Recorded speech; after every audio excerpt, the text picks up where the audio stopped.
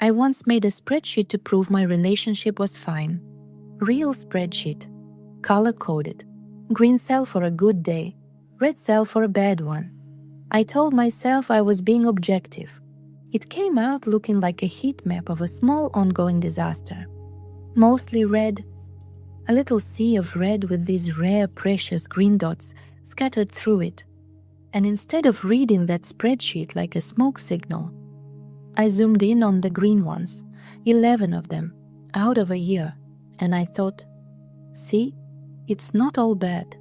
Hi, I'm Sophie.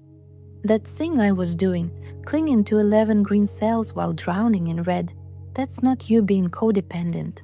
It's not you being weak or addicted to drama or loving too much. It has an actual name, and the second you learn it, you can't unknow it. Let's describe the real thing. Not the movie version. It's defending someone using evidence so thin it embarrasses you later. It's missing a person 12 hours after they made you feel like nothing. It's that specific, awful relief when they're finally warm again, so big your whole body sags like you've been holding your breath for a week. It's leaving and unleaving, blocking the number, then unblocking it at 1 a.m. just to check. Just in case this is the version of them that finally stays. And the whole time, some helpful person says the most useless sentence in the language, "Why don't you just leave?" As if you hadn't thought of that. As if your suitcase wasn't half packed in your head for months. So hear this before we go 1 inch further. The fact that you can't just walk away is not a character flaw. It's proof that something specific was done to your wiring. Something with a mechanism. And mechanisms can be taken apart. So, let's do the science. And I promise to keep the jargon on a short leash. The term is trauma bonding. It was coined by Dr. Patrick Carnes in his book The Betrayal Bond. And the important part, a trauma bond is not the same thing as loving someone. It's a bond that forms because of how you were treated, not because of how good the relationship was. Two researchers, Dutton and Dutton Painter, dug into why people stay powerfully attached to partners who hurt them. And in 1981, they published a theory that cracked it open. These bonds don't come from love, and they don't come from weakness. They come from two ingredients cooking together. Ingredient 1, a power imbalance. One person holds more of the control. The money, the mood of the house, the deciding vote on whether today is a good day or a bad one. Ingredient 2, and this is the big one, intermittent treatment. Not steady cruelty, not steady kindness, a random, unpredictable mix of both. And here's why that combination is so brutal. Because your brain has a very old, very dumb in the best way learning system. Ever wonder why slot machines are the most addictive machines humans have ever built? It's not the lights, it's the schedule. Psychologists call it a variable ratio reinforcement schedule, a reward that comes at random, unpredictable intervals. And it turns out that's the single most powerful way to hook a behavior into a brain. The American Psychological Association will tell you the same thing.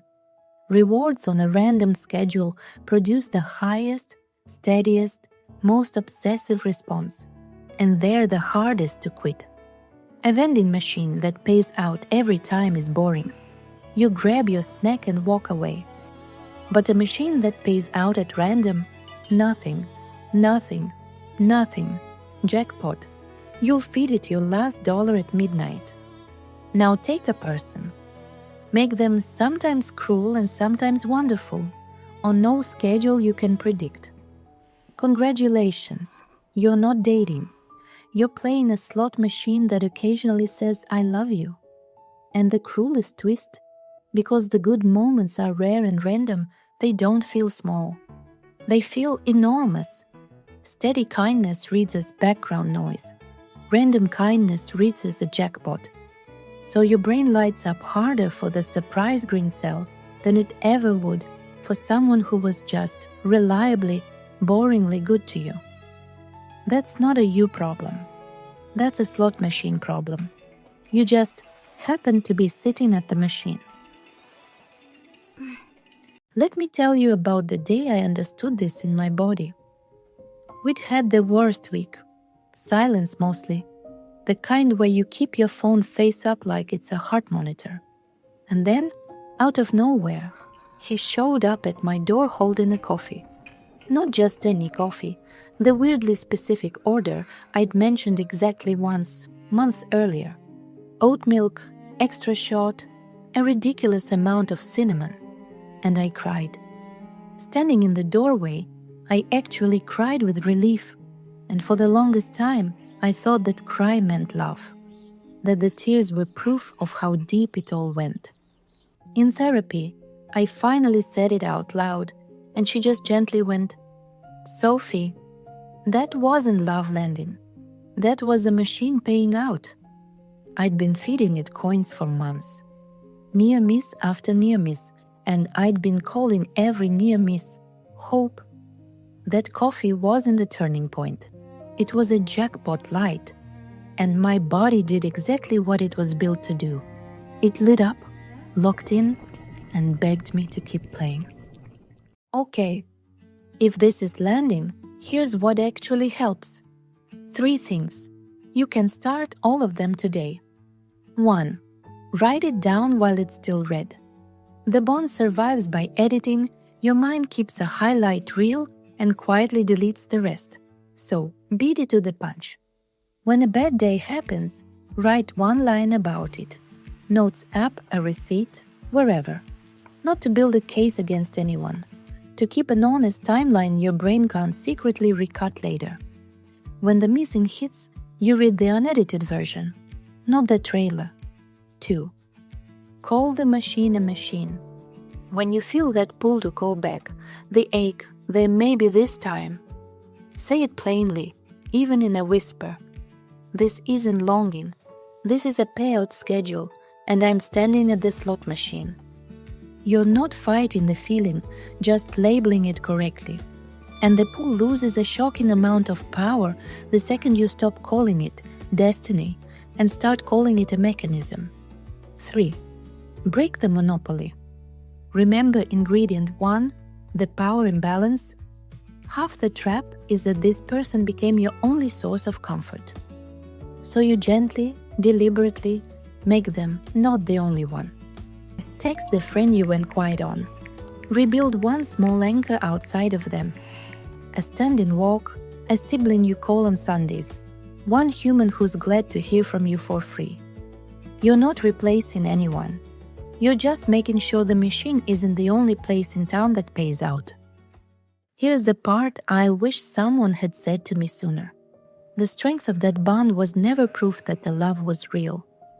It was proof that the schedule was cruel. You didn't stay because you're foolish, or codependent, or hungry for punishment.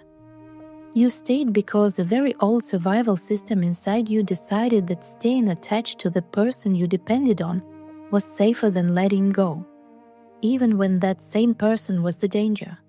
That's not weakness. That is your biology doing the most loyal protective thing it knows how to do in an impossible situation. And 1 honest, gentle note, because it matters.